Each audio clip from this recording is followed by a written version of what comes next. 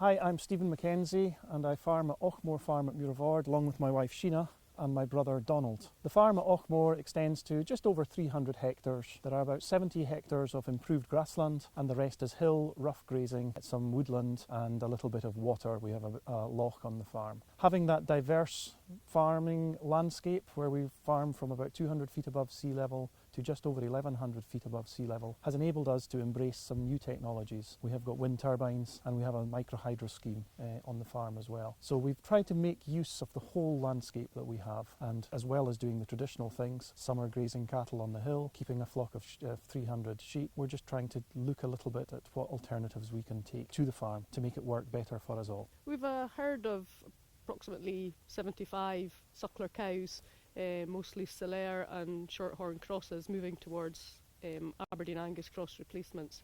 We breed all our own replacement heifers. We calve in the autumn and we make use of the hill ground on the farm to summer our cattle, and they come in off the hill very fit and ready for calving. It helps us rest the grass for the sheep. We are involved in the Climate Change Focus Farm initiative and we've been involved since the very start. We feel it's been important to us to be involved in it. One thing we've considered for our own farm is how to improve the efficiency of our sheep flock, with a view to improving the number of lambs that we wean. Historically we had a Cheviot flock, and we were getting lambing percentages about 145 to 150%, so we wanted to up that, and we're moving now towards a Cheviot mule flock, which hopefully will increase the output of lambs for the same effort of lambing at lambing time. On the back of that, we're also going to have to look at our grass management to support these bigger ewes and lambs, given that they're going to be that bit bigger than the Cheviots we're used to. Grassland management is key to what we're trying to do in our unit. We're trying to reduce the use of inputs to a minimum whilst maintaining a reasonable output from the farm, and trying to get that livestock balance between cattle and sheep and the overall livestock units on the farm correct. We're trying to do things in a more traditional method, and we're trying to go back to growing crops without chemical input. We're not going the whole organic route, but we want to be able to let our grasses grow to better potential.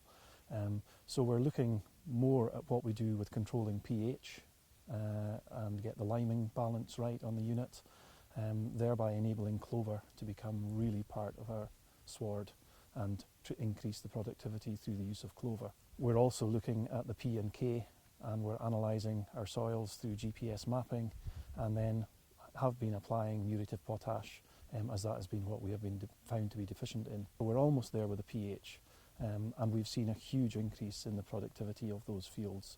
By reducing the chemical inputs, we have improved the efficiency enormously on the farm.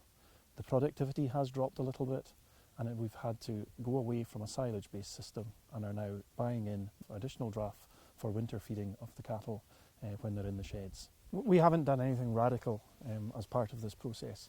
It's been little changes we've done, and it's these little changes which cumulatively make a big difference to the bottom line.